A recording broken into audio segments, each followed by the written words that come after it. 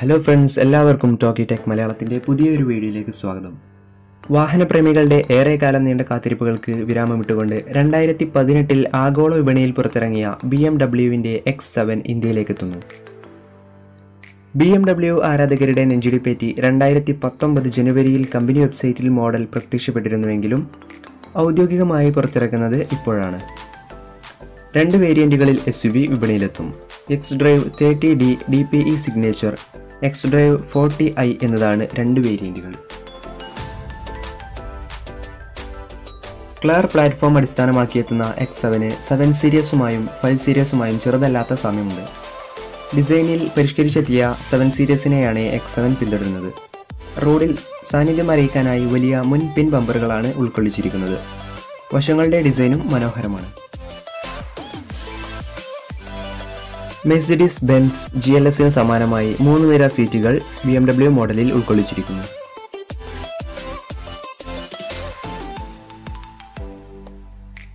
X-Drive 30D DPE signature വേരിയന്റിന് കരുത്തു പകരുന്നത് 3 litre 6 cylinder diesel എഞ്ചിനാണ്. 265 PS ആണ് മോഡലിന്റെ പരമാവധി കരുത്ത്. 620 Nm ടോർക്കും നൽകും. X-Drive 40iക്ക് കരുത്ത് പകരുന്നത് 3 ലിറ്റർ 6 സിലിണ്ടർ ടർബോ പെട്രോൾ എഞ്ചിനാണ്.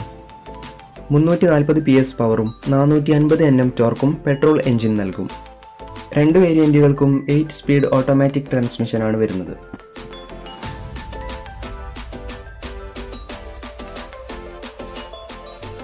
ഡീസൽ എഞ്ചിന് 0 നിന്ന് 100 കിലോമീറ്റർ വേഗത കൈവരിക്കാൻ കേവലം 7 സെക്കൻഡ് മതിയാകും. എന്നാൽ പെട്രോൾ എഞ്ചിനാകട്ടെ 6 സെക്കൻഡിൽ 100 കിലോമീറ്റർ വേഗത കൈവരിക്കും. പിന്നീട് യാത്രക്കാർക്ക് 10.2 ഇഞ്ച് ഫുൾ HD സ്ക്രീനും BMW ഉൾപ്പെടുത്തിയിട്ടുണ്ട്. 16 speaker Harman Kardon music system, panoramic sunroof, parking assist, 6 air ബാഗുകൾ, DSC കോർണറിംഗ് ബ്രേക്ക് കൺട്രോൾ എന്നിവ പ്രധാന സവിശേഷതകളാണ്. 98.9 ലക്ഷം രൂപയായിരിക്കും X7ന്റെ ഷോറൂം വില.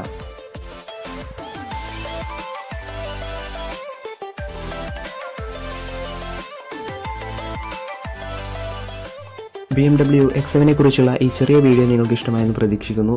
ഇഷ്ടമായെങ്കിൽ മറക്കാതെ ലൈക്ക് ചെയ്യുക. അതോടൊപ്പം നിങ്ങളുടെ സംശയങ്ങളും അഭിപ്രായങ്ങളും നിർദ്ദേശങ്ങളും ഒക്കെ കമൻറ്റ് ബോക്സിൽ രേഖപ്പെടുത്തുക. അതോടൊപ്പം ഇതുപോലുള്ള പുതിയ വീഡിയോകൾ ലഭിക്കുന്നതിനായി ടോക്കി ടെക് മലയാളം എന്ന യൂട്യൂബ് ചാനൽ ഇപ്പോൾ തന്നെ സബ്സ്ക്രൈബ് ചെയ്യുക. അടുത്തുള്ള ബെൽ ഐക്കൺ കൂടി എനേബിൾ ചെയ്യുക. അപ്പോൾ ഇതിലും നല്ലൊരു പുതിയ ടെക്നോളജി വീഡിയോയുമായി നമുക്ക് വീണ്ടും കാണാം. അതുവരേക്കും ഗുഡ് ബൈ.